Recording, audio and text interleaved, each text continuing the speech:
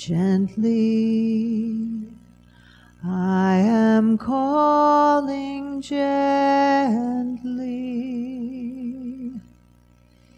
I am with you always, my child, beside you, inside you, over and beneath you. I am with you always, my child, my child.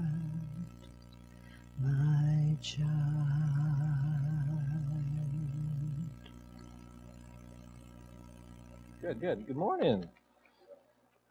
Happy Sunday, everyone. I'm glad you made it, even despite, the race and the traffic, and glad to have all of you here this morning. We've been doing a series, as most of you know, on this magnificent work called Practical Metaphysics, a New Insight and Truth, from one of my favorite Unity authors, one of my favorite authors, really, Eric Butterworth. And one of the things Eric starts off telling us is that we are here primarily because there is something that we feel like is missing. And he kind of gives the understanding that's an illusion, that ultimately nothing is missing. But he says, there is always, it seems, this divine discontent. And there's something that we are, we kind of intuitively know that there's more to us.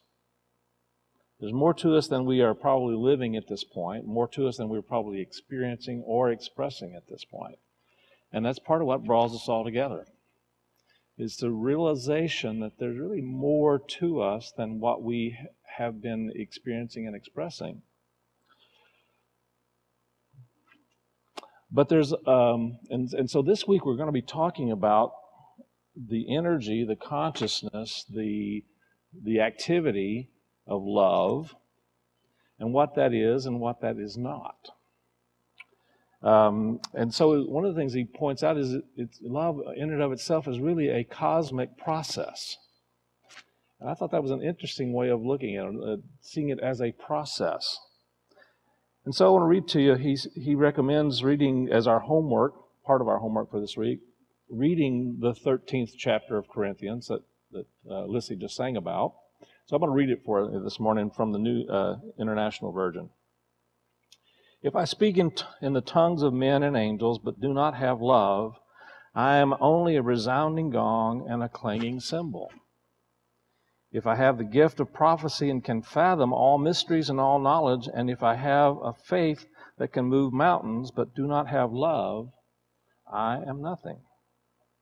If I give all I possess to the poor and give over my body to hardship that I may boast, but do not have love, I gain nothing.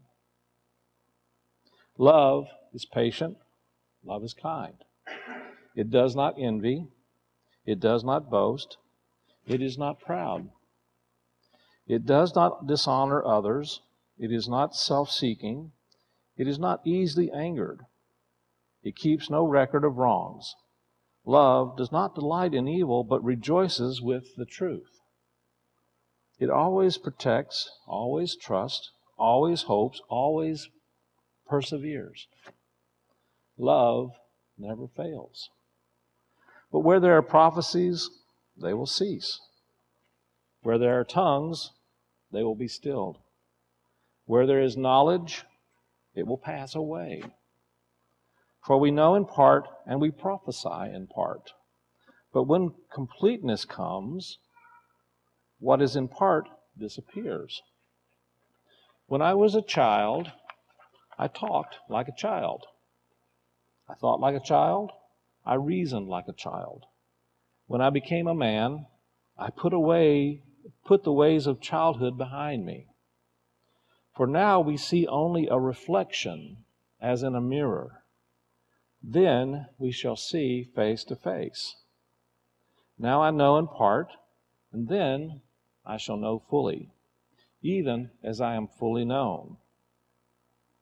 And now these three remain: faith, hope, and love. But the greatest of these is love. I'm reminded of a cartoon I saw sometime back, a Kathy cartoon. How many of you know Kathy, the Kathy cartoon? Kathy was saying to one of her friends, you know, I'm going to do everything to be exactly what Arthur wants me to be. I just know that you know, if I just am willing to just be whatever he wants me to be, that he's going to love me. And her friend says, but Kathy, that's what we did. You did with Charles, and that's what we did with Robert, and that's what you did. He says, why don't you try it my way? Why don't you just be yourself? And Kathy goes, but what if it doesn't work? So we have a tendency, I think, to confuse in this world love for a lot of things that are not really love. And we have a tendency to believe that we somehow have to do things and be in a certain way in order to get love. And one of the things Eric talks about is he says, with all things if you have not love, you are nothing. And he says that very emphatically. And Paul speaks these words very strongly. If you do not have love, you are nothing. And he goes on to basically say that the reason for this is because that's who and what you truly are. And if you are not that, you really are nothing. You know, one of the things that the Scripture tells us is that God is love, and they that abide in love abide in God. And that idea of abiding is really holding ourselves in a place of, and really holding ourselves in a consciousness of not just being in love, but being the energy, the essence of love itself. And one of the things that we find ourselves going through in this life experience is what we call a quest for love. We think that life is a quest for love.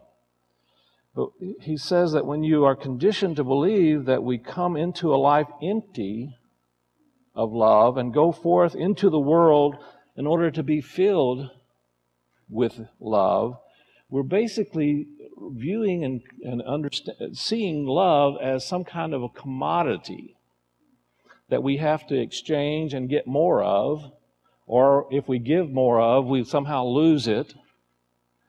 And he said that's one of the biggest errors in our thinking.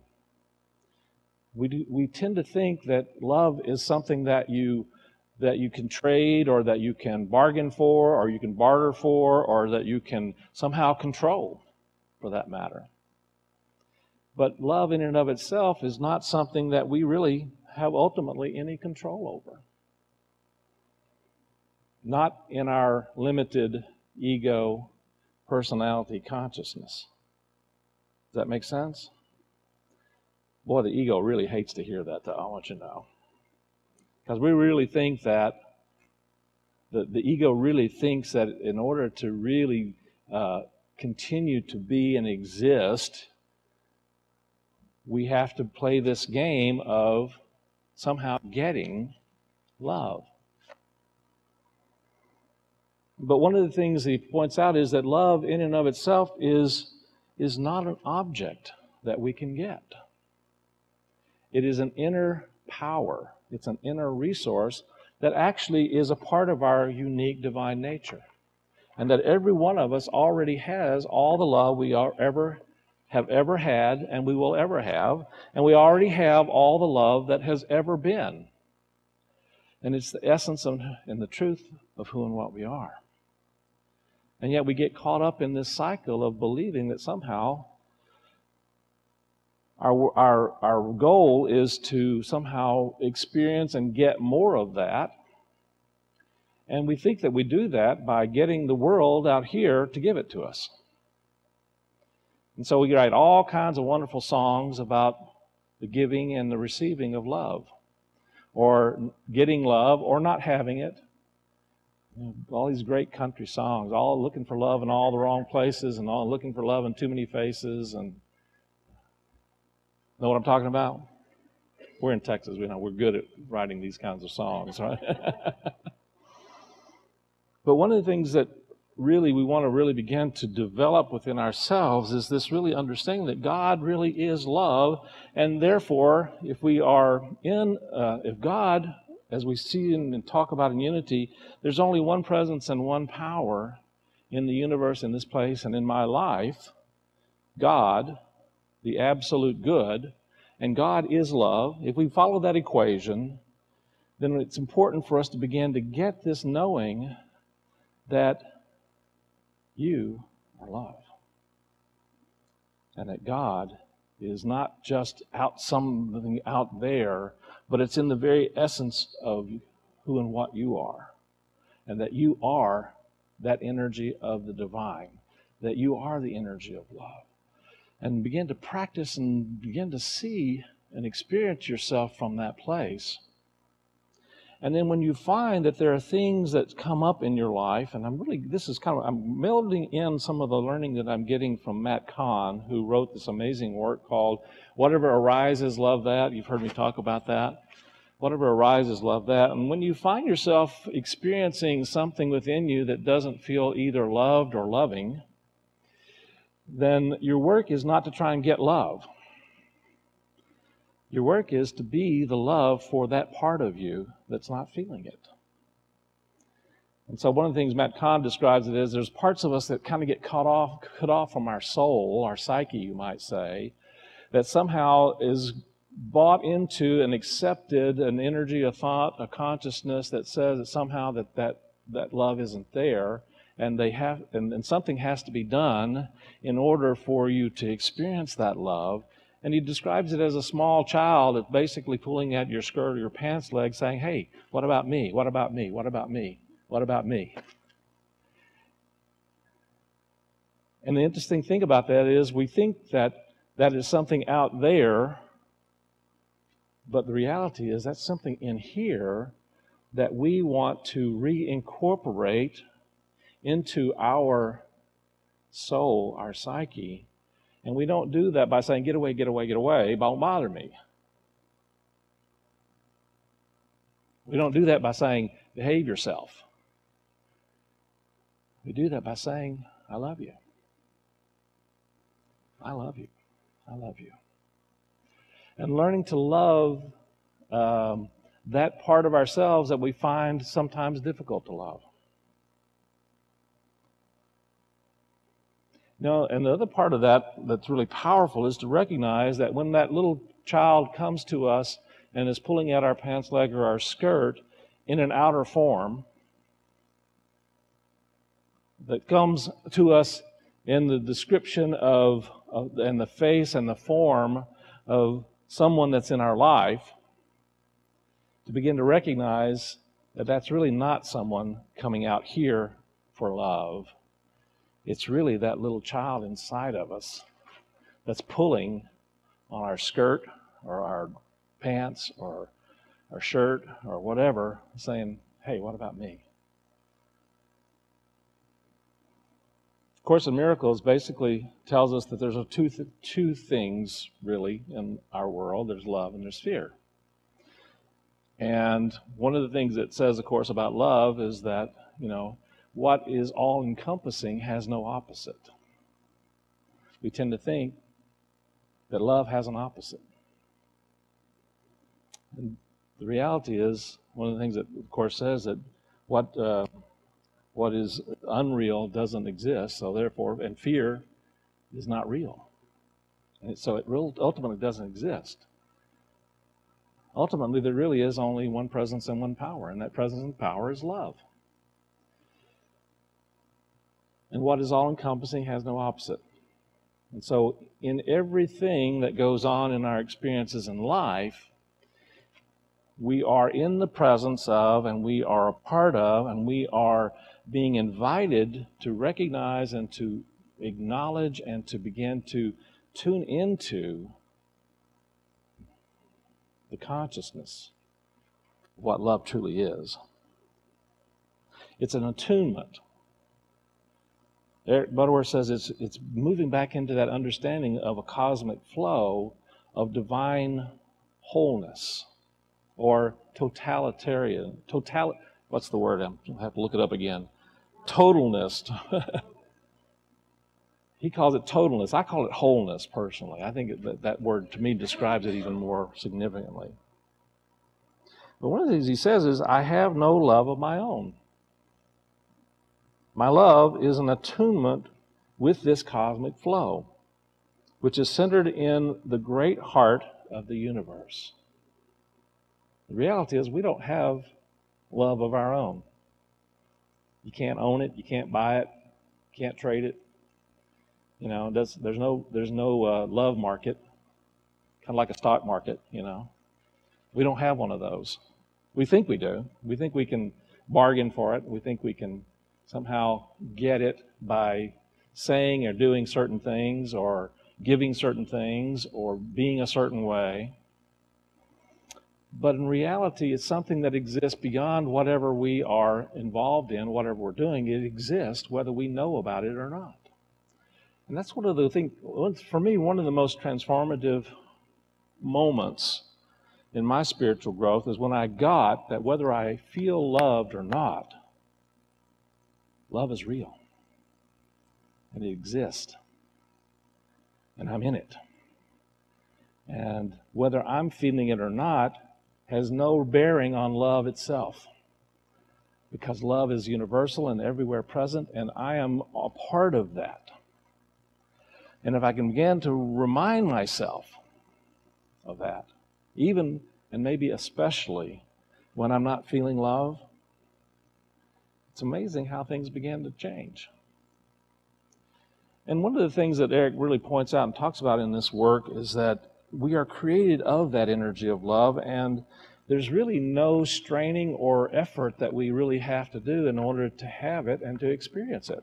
And he basically points out if you're in the energy of strain or struggle, you're not really in the energy of love.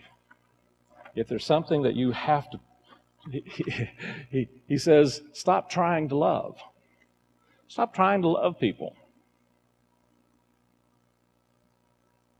Because that's a human effort to get something that's already present, to get something that already exists.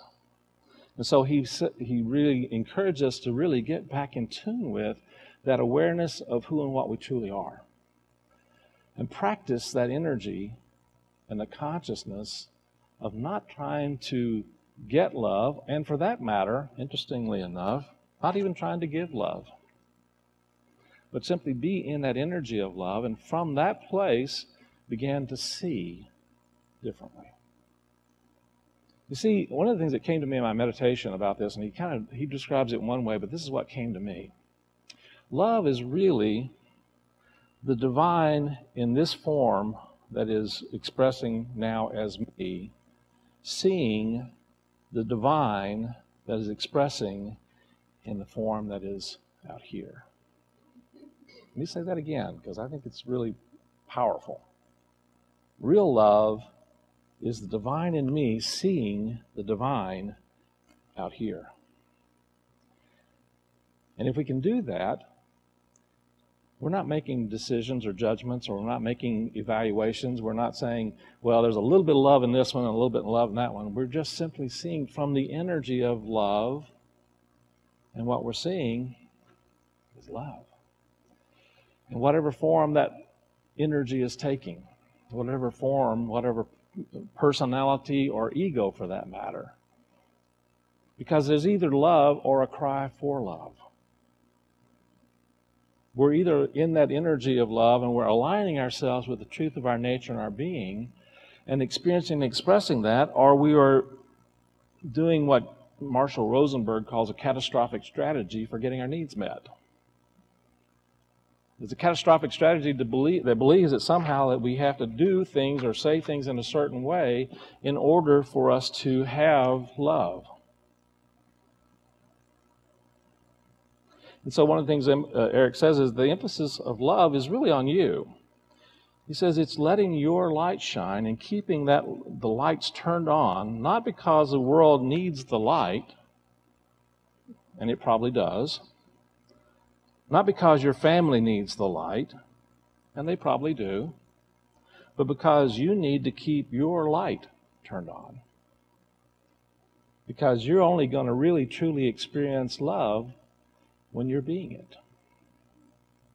Let me say that again, because that's a really important and profound awareness, I think, that we're really only truly going to experience love when we are allowing ourselves to be it. Otherwise, what we're doing is we're going down to the love market and trying to buy some. Or we're trying to control our life and our world in such a way that we will then think somehow that we think that we're going to get more of it. And none of that is truly love.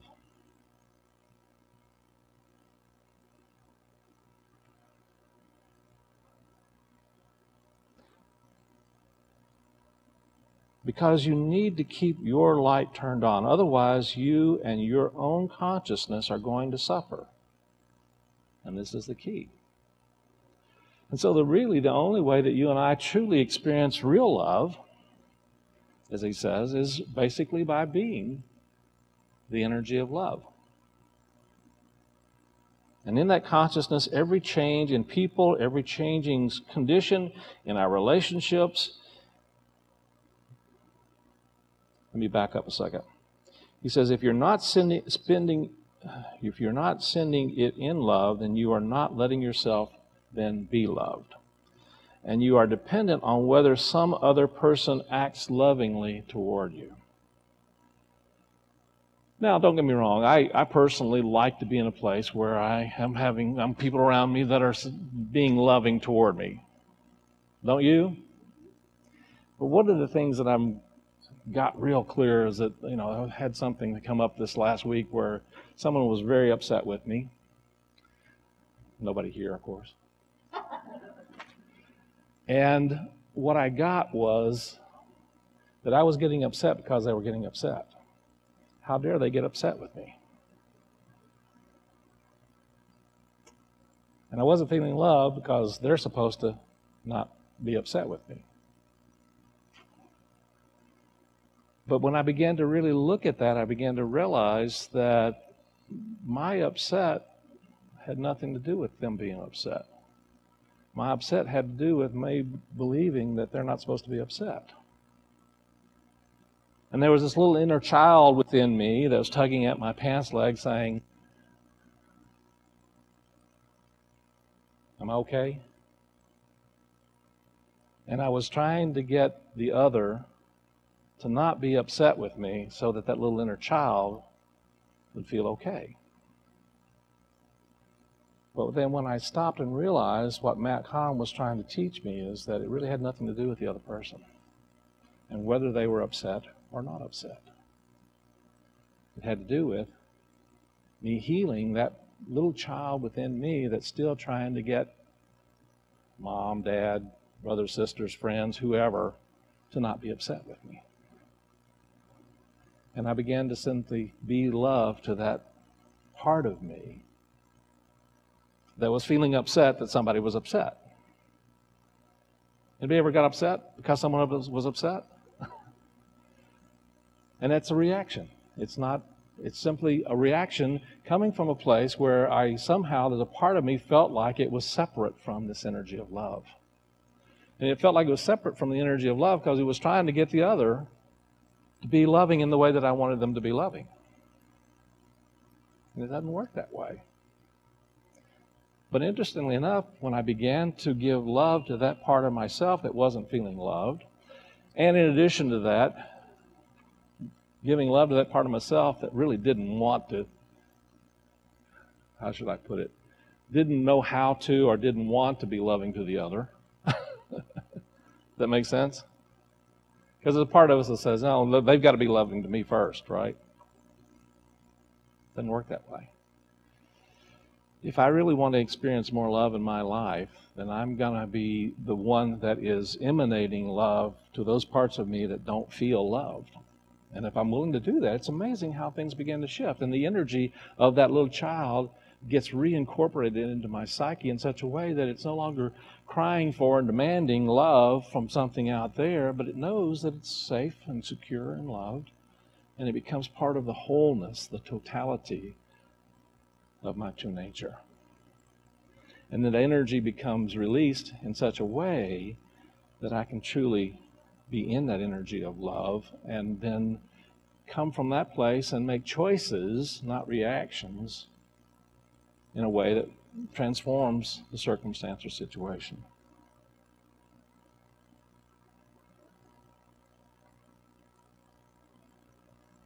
Eric quotes Jesus. He says, "You've heard it said of old, love your neighbor and hate your enemy. But I say to you, love your enemies. And pray for those who despitefully use you, that you may be sons of your Father." Matthew chapter 5, 43 and 44. This is where so many who try to follow the teachings of Jesus kind of go, well, I'm sure he didn't really mean that.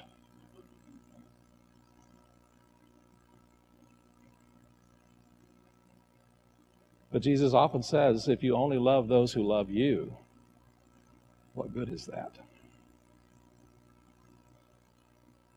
You're nothing. And so our work is not to try and get more love. Our work is actually, interestingly enough, not even to try and give more love, but to simply remind ourselves more of the love that is in us and allow ourselves to come from that place in such a way that we are simply showing up as love in the opportunities and the circumstances that life draws into our experiences.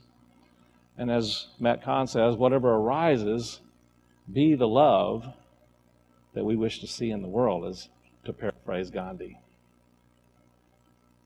He said, be the change you wish to see in the world. And if you don't like what's showing up in your life, the work is not to change what's going on in your life, but be the change. And if you want to see and experience more love in your life, the work is to be that love. And be it in such a way that you are emanating that love to others and that they have the option. Notice I'm saying this in such a way. They have the option of doing the same. And if they choose not to take that option and we get into our ego minds and try and make them take the option, either by saying or doing something or just holding an energy of, well, why aren't you returning it? You follow what I'm saying? We try to get them to be love. It doesn't work. We have to be willing to allow them to be where they are. And so Jesus says, resist not that which is evil. He also says to go the second mile. Not because it's a nice thing to do, but because you have to be very sure that you do not allow yourself to be centered in the conflict. So he says, turn off the flow, because the process that makes for life and vitality and harmony and health and all good things that we desire depends upon keeping the contact within ourselves in that centered flow of love. He calls it the totalization process. It's easy for me to say, right? Totalization process. I call it a wholeness process. It's being the wholeness of who we are. Being the totality of who we are is what he's basically saying. Being the truth of who we are. And he goes on to say, you cannot have enmity and have health.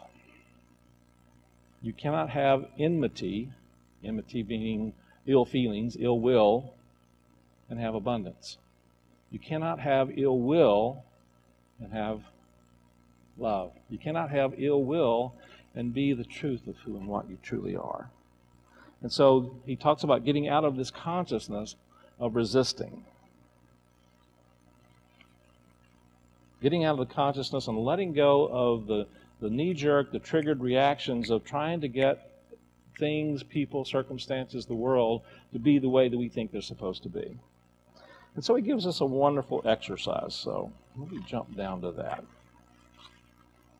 He goes on to, I said earlier, he says, stop trying to love people and just simply be that energy of love in whatever circumstance or situation comes up. And begin to learn to see with the eyes of love. So practice seeing with the eyes of love first. Find an impersonal way. He says, do it impersonally as you're sitting in a subway or a bus. See someone opposite of you. And pick a person that you would maybe find it difficult to love. And just salute the divinity within that person. In Unity, at the end of our service, we say namaste, right? Remember? We've been saying that. He uses the word namaskar, which is very similar, which really means the divinity in me salutes the divinity in you. And that's what love truly is. It's when the divine in you looks out and looks beyond the shapes and the forms and the circumstances and the fears and the doubts and the drama of life and sees that this is me looking back at me. This is the divine looking back at the divine and understanding that there's something more going on here and there's something more than the outer circumstances or situation. And beginning to really honor that place within another, regardless of the drama that they find themselves in, to know that they have the strength, the power, the courage, the love, the grace, the peace to overcome whatever that circumstance might be. And in the very act of doing that, we actually are participating in this amazing cosmic flow that says whatever we put out, we get back. So the question really is, what do you want to get back? He talks about the eye being a fountain. And he talks about this a number of times, and he says a number of times in Scripture that the eye is a fountain. And you might say the eye is a fountain of our soul. And metaphysically, what that means to me is that whatever we are seeing, we are pouring out into the world. We think that we're seeing things that the world is pouring into us through our eyes. But our perception, our eyes, are really what we are pouring out into the world. And so we're pouring those out into our experiences. Julie was saying that in one of her coaching programs that basically the world is our mirror. We are living in a mirror. And whatever we are holding to and seeing out there is what we are allowing to be reflected back to us. And so if we are open to transforming what we are putting out there first, changing how and what we are seeing first, and what we will receive back will reflect whatever we're putting out there. What we sow, we reap. Sound familiar? So the question really is, when you look in the mirror, when you get up in the morning and you go and you look in the mirror, are you looking at all the things that you don't want to be? You start looking at the color of your hair, the color of your eyes, the wrinkles maybe, or things that you think you'd rather change. Nobody ever does that, of course, right? But I'm going to give you some homework. One of the first things you want to do when you get up in the morning is say, hey, wonderful, I love you. And as you begin doing that more and practicing that more, your subconscious mind, your psyche, your soul begins to know and feel the truth of that. And you are not really doing anything, but you're allowing yourself to be more of the essence of your nature and seeing through those eyes. And by seeing through those eyes, you are beginning to shape and form a reflection that comes back to you that looks just like that. And you're going to love that so much more than taking the time to try and fix all of the stuff that you think needs to be fixed. Because in reality, it doesn't need to be fixed. It needs to be loved. And that's our lesson for this week, and probably for the rest of our lives. So let's move into our meditation time. So let's take a nice deep breath and just be still for a moment.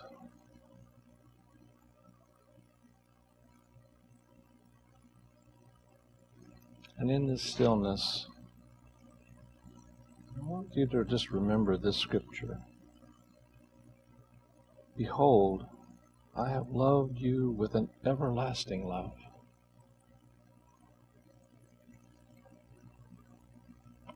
And just know that you are right now loved, and you are the activity of the divine process of love flowing forth through you, as you, right now.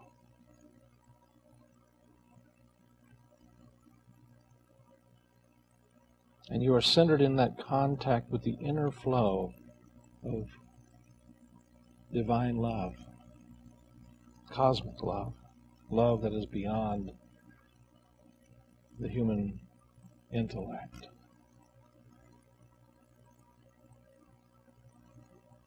And thus, at this time, right now, all of the love in the universe is centered in you.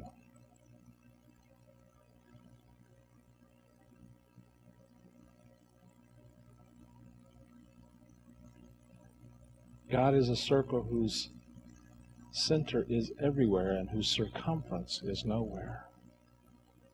And so love is a circle whose center is everywhere and whose circumference is nowhere. And so love is right now centered in who and what and where you truly are right now, and it is at your command. And no one in the world has any more love than you right now. And yet it's not something that you actually give away or get.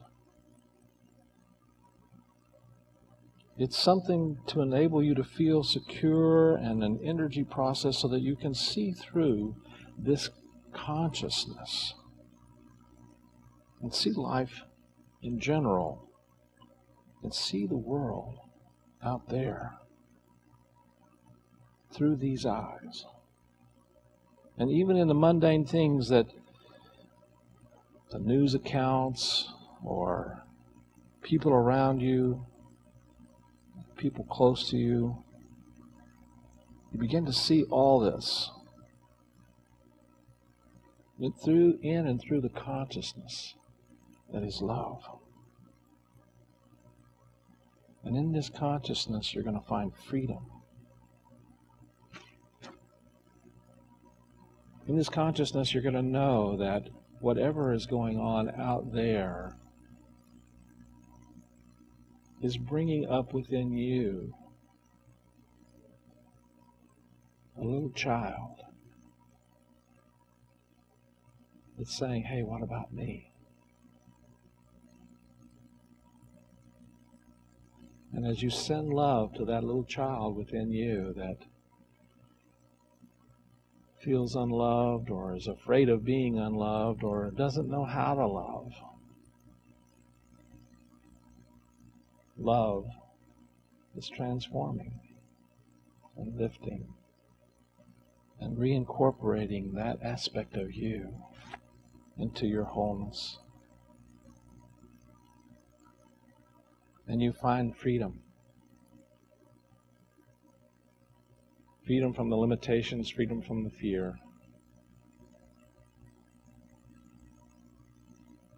And find yourself centered again in love. Give thanks for that truth. That love sets you free. Take a nice deep breath now. Centered in that knowing, that awareness, that feeling, that consciousness that you are always in, as, and of the process of love. And give thanks. So it is. Thank you, God.